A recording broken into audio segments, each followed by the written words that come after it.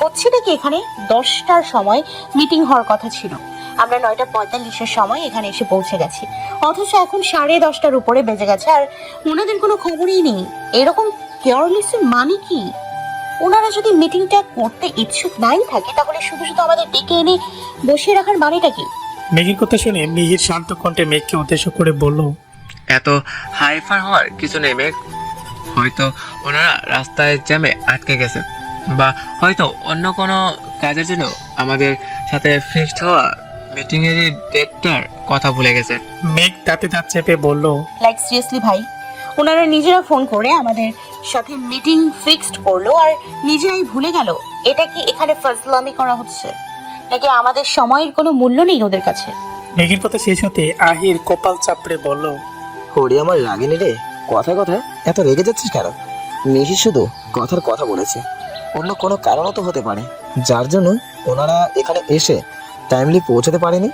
আগে থেকে উল্টো পাল্টা চিন্তা করে ব্যাপারটা নেগেটিভ দিকে কেন নিচ্ছিস?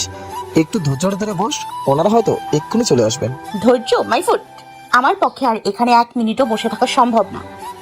আমি বাইরে গিয়ে দেখছি ওনারা কোথায় আছেন। কথাটা বলে মেঘ আর 1 সেকেন্ড ওখানে দাঁড়ালো না, হন হন করে প্রেজেন্টেশন রুম থেকে বাইরে বেরিয়ে আসলো। বাইরে এসে একজন স্টাফকে একে এর কথা জিজ্ঞেস করতেই স্টাফরা জানালো একে নাকি অনেকক্ষণ আগে অফিসে চলে গেছেন, আপাতত নাকি উনি নিজে কেবিনেই বসে আছেন। এটা শুনে রাগে মেঘের মাথাটা ফেটে যেতে লাগলো। ও রাগে পুষতে পুষতে সোজা একের কেবিনের দিকে চলতে লাগলো। তারপর নক না করে ধাক্কা দিয়ে সোজা দরজা খুলে কেবিনের ভিতরে ঢুকে পড়লো। ভিতরে ঢুকেই মেঘের চোখে পড়লো মাস্ক পরা একটা ছেলের উপর। ছেলেটা চেয়ারে বসে ল্যাপটপের স্ক্রিনের দিকে তাকিয়ে মনোযোগ সহকারে কিছু একটা দেখছে। গায়ে তার black and white combination formal dress পরা, বা হাতে একটা সিলভার কালারের ব্রেসলেট, আর সামনে চুলগুলো এলোমেলো হয়ে কপালে পড়ে আছে। একে তো মাস্ক পরা, তার উপরে লম্বা লম্বা চুলগুলো কপালে পড়ে একদম ঢেকে আছে। চুলগুলো যেন ছেলেটার ফেসের মধ্যে চোখ জোড়া ছাড়া আর কিছু ভালো করে দেখতে পেল না, আর দেখার চেষ্টাও করলো না। কারণ যার কেয়ারলেস বিহেভিয়ারের উপর এতটা রেগে আছে তাকে খুঁটিয়ে খুঁটিয়ে পর্যবেক্ষণ করার শখ পাইছে কোনোটাই নেই ওর। সামনে কারো অনুপস্থিতি টের পেয়ে ছেলেটা ল্যাপটপের স্ক্রিন থেকে চোখ সরিয়ে মাথা তুলে সামনের দিকে তাকালো। তারপর মেঘের দিকে তির্যক দৃষ্টিতে নিক্ষেপ করতেই চেয়ারের সাথে হেলান দিয়ে বসলো। মেঘ ব্রুকুসকে তাকিয়ে ছেলেটাকে কার্যকলাপ করছে। ছেলেটা টেবিল থেকে একটা পেন হাতে নিয়ে আঙ্গুলে ঘোরাতে ঘোরাতে মেঘকে উদ্দেশ্য করে বলল, মিস তাসনুবা সায়াজ মেঘনা, কারো কেবিনে ঢোকার আগে তার থেকে পারমিশন নিয়ে তারপর ভেতরে ঢুকতে হয়। এইটুকু ভদ্রতা তো আপনার থেকে আশা করতেই পারি, তাই না? আফটার অল একজন বিজনেস উমেন বলে কথা। ছেলেটির কথা শুনে মিঠাস করে শব্দ করে দরজাটা লাগিয়ে হন হন করে সামনের দিকে এগিয়ে গেলাম। তারপর টেবিলের উপর 2 হাত রেখে তাতে ভর দিয়ে ছেলেটার দিকে কিছুটা চোখে তাতে দাঁত চেপে বলল, ভদ্রতা নিয়ে অন্তত আপনার মুখে কোনো কথা সাজে না মিস্টার এমকে, কারণ আপনি অত্যন্ত অভদ্র পার্সোনালিটির একজন মানুষ। না হলে কেউ 10টার সময় মিটিং ফিক্সড করে 10:40 পর্যন্ত কাউকে বসে রাখে? আপনার কি মনে হয় আমাদের সময়ের কোনো দাম নেই? আমরা কি এখানে আপনার চেহারা দেখার জন্য এসেছি? ওটা চাইলেও আপনার দেখার সাধ্য নেই মিস মেঘনা, কারণ একে না চাইলে তার ফেস দেখার অধিকার কারো নেই। আর বাকি রইল আপনাদের বসিয়ে রাখার কথা, সেটাও আপনাদের সাথে হওয়া মিটিংয়ে একটা অংশ ছিল। আমি এতক্ষণ আপনাদের ধৈর্যের টেস্ট নিচ্ছিলাম, যেটাতে আপনার ভাইয়ের পাশ করলেও আপনি টোটালি ফেল করেছেন। কথাটা বলতে বলতে একে চেয়ার থেকে উঠে এগিয়ে এসে মেঘের সামনে দাঁড়ালো। মেঘ শক্ত কণ্ঠে বলল, তাই নাকি? তো এই স্টুপিড মার্কার টেস্ট নেয়ার কারণটা জানতে পারি? কথাটা বলে মেঘ সোজা হয়ে একে মুখোমুখি দাঁড়ালো। একে মেঘের থেকে একটু এগিয়ে এসে স্বাভাবিক কণ্ঠে বলল, কারণটা খুবই সিম্পল। যাদেরকে এত বড় একটা প্রজেক্ট হ্যান্ড ওভার করবো তাদের সহ্য শক্তি কতটা সেটা চেক করে নিব না? আমাকেও তো জানতে হবে আপনার টিম আদৌ আমার সাথে কাজ করার যোগ্য কিনা। মেঘ কাট কাট কণ্ঠে বলল, অনেক জেনেছেন আপনি, আপনাকে আর কিচ্ছু জানতে হবে না, কারণ আমার কোম্পানি আপনার কোম্পানির সাথে কোনো রকম ডিল করবে না। যাদের মধ্যে মানুষকে রেসপেক্ট করার মতো মিনিমাম সহবতটুকু নেই তাদের বিজনেস পার্টনার বানানোর কোনো প্রশ্নই ওঠে না। কথাটা বলে মেঘকে চলে যাওয়ার জন্য পা বাড়াতে একে এগিয়ে এসে মেঘের দুপাশ থেকে টেবিলের উপর হাত রেখে আটকে ফেলল। একে এতটা কাছাকাছি চলে আসায় মেঘ একদম পিছিয়ে গিয়ে টেবিলের সাথে মিশে দাঁড়িয়ে পড়লো। মেঘের এমন কাণ্ডে একে ঠোঁট কামড়ে মুচকি আসলো। মাস্কের উপর থেকেও যেটা মেঘ ভালো করে বুঝতে পারলো, একে মেঘের দিকে কিছুটা ঝুঁকে লো ভয়েসে বলল, সেটা তো আর হবার নয় মিস মেঘনা, কারণ আপনাদের টিমটাকে আমার ভীষণ পছন্দ হয়েছে। বিশেষ করে টিমের এই অ্যাংরি স্ট্রিট ফরওয়ার্ড সুইট গার্লটাকে সবচেয়ে বেশি ভালো লেগেছে। তাই আপনাদের তো এই ডিলটা সাইন করতেই হবে। একে কথাটা বলার সাথে সাথে মেঘ ওকে জোরে ধাক্কা দিল। আচমকা এতটা জোরে ধাক্কা দেওয়ায় একে খানিকটা পেছিয়ে গেল। মেঘ হাতের আঙ্গুল উঠে একের দিকে পয়েন্ট করে ওকে শাসানো সুরে বলল, stay away from me mister একে, না হলে আপনাকে এই অ্যাংরি স্ট্রেট ফরওয়ার্ড সুইট মেয়েটার আসল চেহারা দেখাতে বাধ্য হব, যেটা আপনার জন্য একদমই ভালো হবে না। আর আপনার কোম্পানির সাথে আমরা কোনো ডিল সাইন করব না। তাই তাই আমাদের সাথে পার্টনারশিপ করার স্বপ্নটা এক্ষুনি নিজের মাথা থেকে ছেড়ে ফেলুন। Good bye for ever. কথাটা বলে মেঘ একে কিছু বলার সুযোগ না দিয়ে কেবিন থেকে বাইরে বের হয়ে গেল। মেঘ প্রেজেন্টেশন রুমে এসে নিজের ফাইলগুলো গোছাতে গোছাতে মেয়েকে উদ্দেশ্য করে বলল, হ্যাঁ চল এখান থেকে, আমরা এই কোম্পানির সাথে কোনো রকম পার্টনারশিপ করব না। মিহির নিজের চেয়ারে বসে ফোন টিপছিল। মেঘের কথা শুনে ও গাড় গড়িয়ে মেঘের দিকে তাকালো। তারপর অবাক কণ্ঠে বলল, কেন, কি হয়েছে? মেয়ের প্রশ্নের প্রতি উত্তরে মেঘ কিছু বলতে যাবে তার আগে একে দরজা ঠেলে ভেতরে ঢুকতে ঢুকতে বলল, তেমন কিছুই হয়নি মিস মিহির, শুধু আপনার বোন একটু হাইপার হয়ে গিয়েছে, তাই রাগের মাথায় উল্টাপাল্টা কথা বলছে। ওনাকে বাইরে নিয়ে গিয়ে একটু ঠান্ডা খাইয়ে নিয়ে আসুন। একে এর কথা শুনে মেঘ ওর হাতে থাকা ফাইলগুলোকে টেবিলের উপর ছড়ে মারলো। তারপর একে এর দিকে তাকিয়ে চেঁচিয়ে বলল, বিহেভ ইয়োরসেলফ। আপনার সাহস হয় কিভাবে আমার আর আমার ভাইয়ের সাথে, আমার আর আমার ভাইয়ের মাঝে ঢুকে কথা বলার? হ্যাঁ, কি মনে করেন আপনি নিজেকে? মেঘের কথা বলার ধরন দেখে আহির আর মিহির দুজনে 400 ভোল্টের একটি শট খেলো। ওরা চোখ বড় বড় করে একবার মেঘের দিকে তাকাচ্ছে আর একবার একের দিকে তাকাচ্ছে। একে মিহিরের দিকে এগিয়ে এসে নরম সুরে বলল, মিস মিহির, দেখছেন তো আপনার বোন কিভাবে আমার সাথে রুড বিহেভ করছে। উনি এরকম করতে থাকলে আমরা মিটিংটা করব কিভাবে বলুন তো?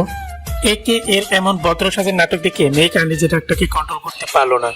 ও টেবিল থেকে একটা ফাইল হাতে নিয়ে একে দিকে ছড়ে মেরে বলল, মিটিং মাই ফুট। তোর এই ফালতু কোম্পানির সাথে আমরা কোনো মিটিং করব না। তুই একটা ফালতু, তোর কোম্পানিটা ফালতু। তোর মেঘ পুরো কথাটা শেষ করতে পারলো না। তার আগে আহির এসে শক্ত করে ওর মুখ চেপে ধরলো। তারপর একে দিকে তাকিয়ে জোরপূর্বক একটা হাসি দিয়ে বলল, অতিরিক্ত গরমে মনে হয় আমার বোনের মাথাটা একটু বেশি গরম হয়ে গেছে, তাই যা মুখে আসছে তাই বলছে। আপনারা কথা বলুন, আমি ওকে বাইরে থেকে ঠান্ডা খাইয়ে আনছি। কথাটা বলে আহির কোনো রকমে মেঘকে টেনে টেনে ওখান থেকে বাইরে নিয়ে এলো। বলা যায় ওকে এক প্রকার কোলে তুলে নিয়ে গেছে। আহির মেঘকে নিয়ে চলে যেতে মেয়ে একে দিকে একটু তাকাতেই ওর পুরোটা কিঞ্চিত কুঁচকে গেল। কারণ মুখ দেখা না গেলেও একের চোখে এক্সপ্রেশন দেখে বুঝতে পারছে লোকটা হারছে। মিহির একের ব্যাপারে যতটুকু শুনেছে তাতে লোকটা যথেষ্ট আত্মমর্যাদা সম্পন্ন একজন মানুষ। উনি আর যাই সহ্য করুক না কেন, নিজের অপমান কখনো সহ্য করতে পারে না। অথচ মেঘ এতক্ষণ ওনার সাথে রোড বিহেভ করার পরেও উনি মেঘকে তো কিছুই বললো না, উল্টো এখানে দাঁড়িয়ে হারছে, যেটা মিহিরের একদমই হজম হচ্ছে না। তবে আপাতত এই বিষয়টা নিয়ে বেশি মাথা ঘামালো না, কারণ মেঘের বিহেভিয়ারের জন্য ওকে এখন একের কাছে ক্ষমা চাইতে হবে। তাই মিহির কিছু একটা ইতস্তত করে একে উদ্দেশ্য করে বলল, মেঘের হয়ে আমি আপনার কাছে ক্ষমা চাইছি মিস্টার একে। আসলে ও এখনো ছোট, তো তাই না বুঝে আপনার সাথে মিসবিহেভ করে ফেলেছে। প্লিজ ওর কথা কিছু মনে করবেন না।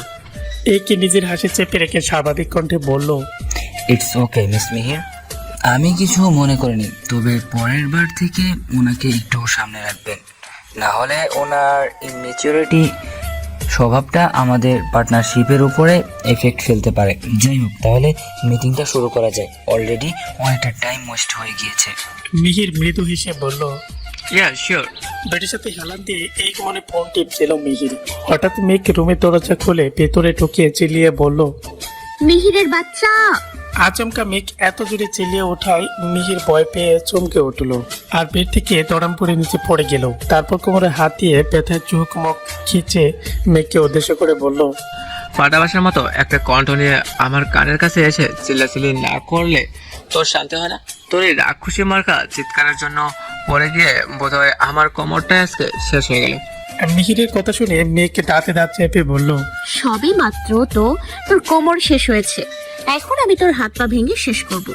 কথাটা বলে মেয়েকে মিহিরের স্টাডি টেবিলের কাছে গিয়ে টেবিলের উপর একটা স্টিলের স্কেল হাতে নিল। মেয়েকে স্কেল হাতে নিতে দেখে মিহির তড়ফড় করে বসা থেকে উঠে দাঁড়িয়ে গেল। তারপর মেয়েকে দিকে তাকিয়ে ভীতু কণ্ঠে বলল, বোন, এটা কেন হাতে নিয়েছিস? তোকে মারবো বলে। কথাটা বলে মেঘ স্কেলটা হাতে নিয়ে মিহিরের দিকে তেড়ে আসতে লাগলো। আর মিহির বিরোধী দৃষ্টিতে মেঘের দিকে তাকিয়ে অসহায় কণ্ঠে বলল, আমি না তোর বড় ভাই, তুই এটা দিয়ে আমাকে মারতে পারবি বোন? মেঘ দাঁত খেয়েছে মিহিরকে উদ্দেশ্য করে বলল, বড় ভাই? তোর মতো বড় ভাই থাকার চেয়ে হাজার খানেক শত্রু থাকাও অনেক ভালো। তোকে আমি বলেছিলাম না একের সাথে আমরা কোনো রকম পার্টনারশিপ করব না? তুই শুনেছিস আমার কথা? আমি বারণ করা সত্ত্বেও তুই একের সাথে ডিলে সাইন করেছিস, ওকে আমাদের পার্টনার করেছিস। এতটুকু পর্যন্ত না হয় ঠিক ছিল, তাই বলে এই প্রজেক্টরটার সমস্ত দায়ভার তুই আমাকে দিয়ে দিবি? যেখানে তুই আছিস, আহির ভাইয়া আছে, বাবাই আছে, তোদের মধ্যে কেউ একজন এই প্রজেক্টের দায়িত্ব নিলেই তো হতো।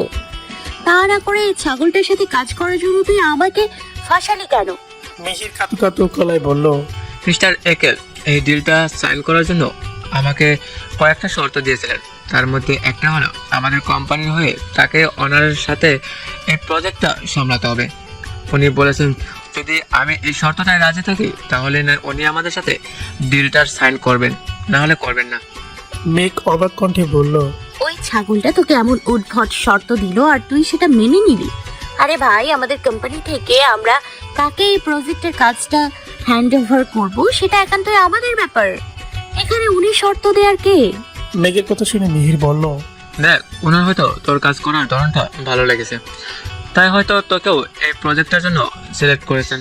কারণটা যাই হোক, আমরা প্রজেক্টটা পেয়েছি এই মুহূর্তে, এটাই আমাদের জন্য সবচেয়ে আনন্দের বিষয়। এবার এটা নিয়ে বেশি না ভেবে তুই তোর কাজে মনোযোগ দে। মিহিরের কথা শুনে মেঘ ভয়ঙ্কর রেগে গেল। ও রাগের দৃষ্টিতে মিহিরের দিকে তাকিয়ে চেঁচিয়ে বলল, তোর কাজের মনোযোগের খাতায় আগুন। আর ওই একে না টেকে ওকে তো আমি দেখে নিব। আগে তোর একটা ব্যবস্থা করি, তারপর ওই ছাগলটার ফালতু শর্ত আমি ওর মুখের উপর ছুঁড়ে মারবো। কথাটা বলে মেঘকে মিহিরকে পেটানোর জন্য ওর পেছনে ছুটল। মিহির মেঘের হাত থেকে বাঁচতে দৌড়াতে দৌড়াতে মেঘকে উদ্দেশ্য করে বলল, আরে তুই আমাকে কেন তাড়া করছিস? আমি কি করেছি? তুই তো সব করেছিস। তোকে এই ডিলটাই সাইন করতে কে বলেছে? ওই ছাগলটার দেয়া শর্তগুলোই বা তোকে কে মানতে বলেছে? মেঘের কথা শুনে মিহির কি বলবে বুঝতে পারছে না। ও বেশ ভালো করে জানে ও যদি আর এক সেকেন্ডের জন্য এই রুমে থাকে তাহলে মেঘ ওকে মেরে ফেলবে, তারপর নিজের সব রাগ ওর পিঠের উপর ঝাড়বে। তাই মিহির আর বেশি দেরি না করে দৌড়ে রুম থেকে বের হয়ে নিচের দিকে চলে গেল। উদ্দেশ্য বাসা থেকে বের হয়ে পালিয়ে যাওয়া, কারণ মেঘের রাগ কমা অব্দি বাসায় থাকাটাও অর্জনের রিস্কের ব্যাপার। এদিকে মেঘ ও মিহিরের পিছনে ছুটতে ছুটতে রুম থেকে বের হয়ে ওকে খোঁজার জন্য করিডোর দিয়ে দ্রুত পায়ে হেঁটে যাচ্ছিল। কিন্তু আহিরের রুমের সামনে দিয়ে যাওয়ার সময় হঠাৎ করে আহির ওর হাত থেকে টেনে রুমের মধ্যে নিয়ে গেল। তারপর উৎপন্ন হয়ে মেঘকে উদ্দেশ্য করে বলল, মেঘ এই মাত্র AKARPA আমাকে ফোন করেছিল, বলল একে নাকি ওনার টিম নিয়ে কালকে আমাদের অফিসে আসছে। উফ, আমার তো ভীষণ এক্সাইটেড লাগছে। মেঘ এমনিতেই এতক্ষণ মিহিরের ওপর রেখে বোম হয়েছিল, এখন আহিরের কথা শুনে ওর রাগটা আরো মাত্রায় বেড়ে গেল। ওর রাগে ফুসফুস করতে করতে হাতে থাকা স্কেলটা দিয়ে আহিরের পিঠে তড়াম করে কয়েকটা বাড়ি মারলো। ঘটনায় আকস্মিকতায় আহির ব্যথা পেয়ে বানরের মতো লাফিয়ে সিটকে মেঘের থেকে অনেকটা দূরে চলে গেল। মেঘ রাগে কিসকিস করতে করতে বলল, তোর এক্সাইটমেন্টের গুষ্টি গিলাই। কালকে একবার ওই একের বাচ্চা একে আমাদের অফিসে আসুক, তারপর ওকে যদি আমি বিল্ডিং এর ছাদ থেকে ঠাস করে ফেলে না দিয়েছি তাহলে আমার নামও মেঘ না। মেঘের কথা শুনে আহির বোকার মতো কিছুক্ষণ ওর দিকে তাকিয়ে রইল। তারপর এগিয়ে এসে মেঘের কপালের হাতের উল্টো পিঠে শুয়ে বলল, তুই ঠিক আছিস তো বোন? কি বলছি বুঝতে পারছিস? তুই জানিস তুই যতক্ষণে একে ছাদ থেকে নিচে ফেলে দিবি ততক্ষণে একে নিচ থেকে সোজা উপরে পাঠিয়ে দেবে। কথাটা বলার সাথে সাথে মেঘ আবার আহিরের পিঠের উপর ঠাস করে একটা বাড়ি মারলো। তারপর হুমকি সরে আহিরকে উদ্দেশ্য করে বলল, আর একবার যদি আমার সামনে ওই একের নাম নিয়েছিস তাহলে সবার আগে তোকে আমি ছাদ থেকে ফেলে দিব। কথাটা বলে হন হন করে মেঘ আহিরের রুম থেকে বের হয়ে গেল। মেঘে যাওয়ার দিকে তাকে আহির কাদু কাদু কণ্ঠে বলল, রাক্ষসী মেয়ে একটা, মেরে আমার পিঠটাকে একদম আলু আলু বানিয়ে দিয়েছে। এখন আমি সোজা হয়ে রাতে ঘুমোবো কিভাবে? এদিকে মিহির বাসা থেকে বের হওয়ার উদ্দেশ্যে যখন দ্রুত পায়ে নিচে এসে যখনই দরজা খুলে বাইরে বের হতে যাবে ঠিক তখনই ওর সাথে কারো তুড়ি একটি ধাক্কা লাগলো। আকস্মিক ঘটনায় মিহির সামনে থাকা ব্যক্তিটাকে রেগে কিছু বলতে যাবে, তার আগেই সামনে থাকা ব্যক্তিটা মার্জিত কণ্ঠে বলে উঠল, আই এম সরি, আমি আসলে দেখতে পাইনি। চিরাচেনা পরিচিত একটা কণ্ঠস্বর কানে ভেসে আসতে মিহির মাথা তুলে সামনের দিকে তাকালো। সামনে তাকাতে বিস্ময় ওর চোখ ছোড়া রসগোল্লার মতো বড় বড় হয়ে গেল। আজ প্রায় 2 বছর পর দেখেছে এই মুখটা। মিহির এক দৃষ্টিতে সামনে থাকা হোয়াইট জিন্স আর ব্ল্যাক টর্কি পরা মেয়েটা দিকে তাকিয়ে আছে। মেয়েটা মাথা নিচু করে ফোনের দিকে তাকিয়ে ফোন স্ক্রল করছে। অবশ্য ফোন স্ক্রল করছে বললে ভুল হবে, মিহিরকে ইগনোর করার জন্যই ফোন স্ক্রল করে নাটক করছে। মিহির অস্পষ্ট সুরে কাপা কাপা কণ্ঠে বলে উঠলো, সাইফা। সাইফা ফোনের দিকে তাকিয়ে বলল, আমি জানি আমার নাম সাইফা। এইবার দরজার সামনে না দাঁড়িয়ে থেকে আমাকে একটু সাইড দিলে আমি খুশি হতাম। আসলে অনেকটা পথ জার্নি করে এসেছি তো, তাই এখন আমার একটু বিশ্রামের প্রয়োজন। সাইফার কথা শুনে মিহির নিষ্পলক দৃষ্টিতে কিছুটা সময় সাইফার দিকে তাকিয়ে রইল। ওর বুকের মধ্যে কেমন শূন্যতা অনুভব করলো। মিহির সরসেনা দিকে সাইফা এবার ফোন থেকে চোখ তুলে মিহিরের দিকে তাকালো, তারপর প্রকোষকে বলল, কি হলো, ভিতরে যেতে দিবেন না নাকি? তাহলে কি আমি এখন চলে যাব? সাইফার কথা শুনে মিহির আর কিছু না বলে হন হন করে বাইরে বের হয়ে গেল। সাইফা একটা দীর্ঘশ্বাস ফেলে হাতে থাকা টলি ব্যাগটা টানতে টানতে বাসার ভেতরে প্রবেশ করলো। তারপর উচ্চ সুরে ফপি মনি বলে জোরে ডেকে উঠলো। সাইফার কণ্ঠস্বর শুনে মীরা রহমান কিচেন থেকে দৌড়ে ড্রয়িং রুমে আসলেন। এসে সাইফাকে দাঁড়িয়ে থাকতে দেখে ছুটে এসে ওকে জড়িয়ে তোলেন। এর মধ্যে অভি আরেকটা ব্যাগ হাতে নিয়ে দরজার দিকে ভেতরে ঢুকতে ঢুকতে মীরা রহমানকে উদ্দেশ্য করে বলল, কাকিমণি, ওই বাদরটাকে জড়িয়ে না ধরে ওর কানের নিচে ঠেটিয়ে কয়েকটা চর মারো। জানো কত কাঠখড় পুড়িয়ে আমি ওকে এখানে নিয়ে এসেছি। ম্যাডাম তো এখানে আসার জন্য রাজি হচ্ছিল না, আমি এক প্রকার ওর হাত পা ধরে ওকে এখানে আসার জন্য রাজি করিয়েছি। বেয়াদব মেয়ে একটা, লন্ডনে গিয়ে আমাদের সবাইকে একদম ভুলেই গেছে। অভির কথা শুনে মীরা রহমান অভিমানী কণ্ঠে বলল, বড় হয়ে গেছে তো, তাই আমাদেরকে এখন আর ওর প্রয়োজন হয় না। আমাদের কথা মনেও পড়ে না, তাই এখন আর আমাদের কাছে আসারও সময় হয় না। মীরা রহমানের কথা শুনে সাইফার মুখটা অন্ধকার হয়ে গেল। ও মাথা নিচু করে ফ্লোরের দিকে তাকালো, তারপর মনে মনে বলল, তোমাদের কথা আমার সব সময় মনে পড়ে ফুপিমণি, কিন্তু কি করব বলো? 2 বছর আগের করা অপমানগুলো যে আমি কিছুতেই ভুলতে পারি না। ওই দিনটার কথা মনে পড়লে যে আমার এখানে ফিরে আসার ইচ্ছেটাই মরে যায়। তাই তো চেয়েও আমি তোমাদের কাছে ফিরে আসতে পারিনি।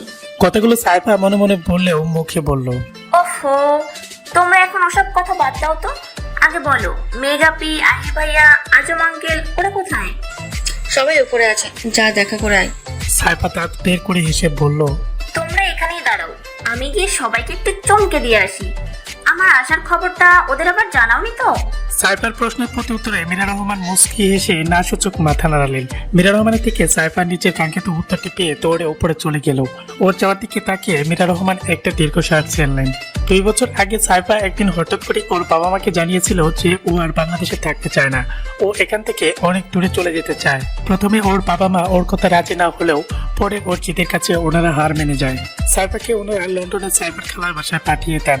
সাইফা চলে যাওয়াতে সারিকা একদম ভেঙে পড়েছিল। যার সাথে ছোটবেলা থেকে একসাথে থেকে বড় হয়েছে তাকে ছেড়ে থাকাটা সারিকার জন্য অসম্ভব হয়ে পড়েছিল। তাই সারিকাও সাইফার কাছে লন্ডনে চলে আসে। কিন্তু সারিকা মাঝে মাঝে বাংলাদেশে এসে সবার সাথে দেখা করলেও সাইফা সেজে গিয়েছিল, তারপর আর বাংলাদেশে আসেনি, আর কারোর সাথে ভালোভাবে যোগাযোগও রাখেনি, শুধুমাত্র মেঘ ছাড়া। সাইফার এমন অদ্ভুত ব্যবহারের কারণটা আজও অব্দি সবার অজানায় রয়ে গেছে। আর কিছুদিন পরে দিশার সাথে অবির বিয়ে, তাই অবি বিয়ের উপলক্ষে সারিকা আরো 1 মাস আগে বাংলাদেশে ফিরে এসেছে। কিন্তু সাইফাকে সবাই মিলে 1000বার বুঝিয়ে এখানে আসার জন্য রাজি করাতে পারেনি। অবশেষে অবি নিজে লন্ডনে গিয়ে সাইফাকে বুঝিয়ে সুঝিয়ে অনেকটা কষ্ট করে এখানে নিয়ে এসেছে। সাইফা অবশ্য একা আসেনি, ওর সাথে কয়েকজন কাজিনও এসেছে। সাইফার আসার খবরটা শুধুমাত্র মীরা রহমান একাই জানতেন, কারণ সাইফা আগে থেকেই ওনাকে ফোন করে ওর আসার খবরটা কাউকে জানাতে বারণ করে দিয়েছিল। ভেবেছিল হঠাৎ করে এখানে এসে সবাইকে চমকে দেবে, কিন্তু তার উল্টো হলো। দরজার সামনে মিহিরকে দেখে ও নিজেই চমকে গেল। রাত 12:30। শুনশান রাস্তার মধ্যে ফোন হাতে দাঁড়িয়ে আছে মেঘ। একে টিম মেম্বাররা আজকে মেঘের অফিসে এসেছিল। তাদের সাথে প্রজেক্টটা নিয়ে আলোচনা করতে করতে কখন যে অনেকটা রাত হয়ে গেছে সেটা মেঘের টেরও পায়নি। একে লোকটা একটু গম্ভীর স্বভাবে হলেও ওর টিম মেম্বাররা যথেষ্ট মিশুকে। মাত্র কয়েক ঘন্টার পরিচয়ে সবার সাথে মেঘের বেশ ভালো একটি ফ্রেন্ডশিপ হয়ে গেছে। একে শুরুতে মেঘের অপছন্দ হলেও লোকটার বিজনেসের আইডিয়া শুনে মেঘ শুধুমাত্র অবাকের পর অবাকই হয়ে গেছে। মেঘ ভাবতে পারেনি কোনো মানুষ এতটা জিনিয়াস কি করে হতে পারে। আজ সন্ধ্যা পর্যন্ত মেঘের এর এই প্রজেক্টটা করার কোনো ইচ্ছেই ছিল না, কিন্তু এখন ওর মনে হচ্ছে এর সাথে কাজ করলে ও এর থেকে অনেক কিছু শিখতে পারবে।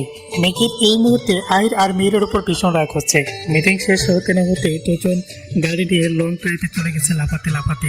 আর মেঘ একা একা সব ফাইলপত্র গুছিয়ে সবার শেষে অফিস থেকে বের হয়েছে। মেঘ নিজের গাড়ি নিয়ে বাড়ির দিকে যাচ্ছিল। হঠাৎ করে মাঝ রাস্তায় আসতেই ওর মনে হলো গাড়িটা ওর কন্ট্রোলের বাইরে চলে গেছে। তাই ও দ্রুত গাড়িটা বের করে গাড়ি থেকে নেমে বাইরে আসলো। বাইরে আসতেই মেঘের চোখ জোড়া বড় বড় হয়ে গেল। কেউ ওর গাড়ির চাকায় পেরেক ঢুকিয়ে দিয়েছে, তাই সবগুলো চাকা থেকে হাওয়া বের হয়ে গেছে। মেঘ হেল্প চাওয়ার জন্য গা ঘুরিয়ে চারপাশে তাকালো, কিন্তু এত রাতে এই মাঝ রাস্তার মধ্যে ওকে হেল্প করার মতো আপাতত কেউ নেই। তাই বাধ্য হয়ে মেঘ গাড়ির মধ্যে থাকা ওর ব্যাগ থেকে এই যে সেলফোনটা বের করে ওদের ড্রাইভারকে ফোন দিতে লাগলো, কিন্তু কেউ মেঘের ফোন রিসিভ করলো না। মেঘ বুঝতে পারলো সবাই হয়তো এখন ঘুমাচ্ছে, তাই কেউ আর ফোন রিসিভ করার মতো অবস্থায় নেই। ও আর কোনো উপায় না পেয়ে একটা ক্যাব বুক করে নিল। তারপর নিজের ফাইলগুলো হাতে নিয়ে গাড়িটা ভালো করে লক করে রাস্তার পাশে দাঁড়িয়ে রইল। মেঘ বারবার নিজের হাত ঘড়িতে সময় দেখছে আর রাস্তার পাশে পায়চারি করছে। দাঁড়িয়ে থাকতে থাকতে ওর পাটা ব্যথা হয়ে গেছে। হঠাৎ করে তীক্ষ্ণ লাইটের আলো মেঘের চোখে এসে পড়লো। আলো পড়তেই মেঘ চোখ খিচে বন্ধ করে ফেললো। চোখ বন্ধ করা অবস্থায় ওর কানে অনেকগুলো বাইকের একসাথে হর্ন বাজার শব্দ ভেসে আসলো। মেঘ শব্দের উৎস খুঁজতে কপাল খুঁজতে পিট করে সামনের দিকে তাকালো। সামনে তাকাতেই ওর হাত থেকে ফাইলগুলো ঠাস করে মাটিতে পড়ে গেল। ওর চোখে মুখে স্পষ্ট ভয় এবং আতঙ্কের চাপ ফুটে উঠলো। পুরনো কিছু স্মৃতিরা মাথা চারা দিয়ে উঠলো। ওর হাত পা সব অবশ হয়ে যেতে লাগলো। মেঘের সামনে অনেকগুলো বাইক দাঁড়িয়ে আছে। বাইকের উপর বসে থাকা ছেলেগুলো সবাই মাথায় হেলমেট পরে আছে। মেঘের মনে হচ্ছে ওর সাথে আবার সেই ঘটনাগুলি পুনরাবৃত্তি হবে। ওর হাত পা থরথর করে কাঁপছে। ছেলেগুলো বাইক থেকে নেমে মেঘের দিকে এগিয়ে আসছে। ছেলেগুলোকে এগিয়ে আসতে দেখে মেঘ এক পা করে পিছিয়ে যাচ্ছে। পিছিয়ে যেতে যেতে মেঘ চোখ বন্ধ করে বের করে বলে উঠলো,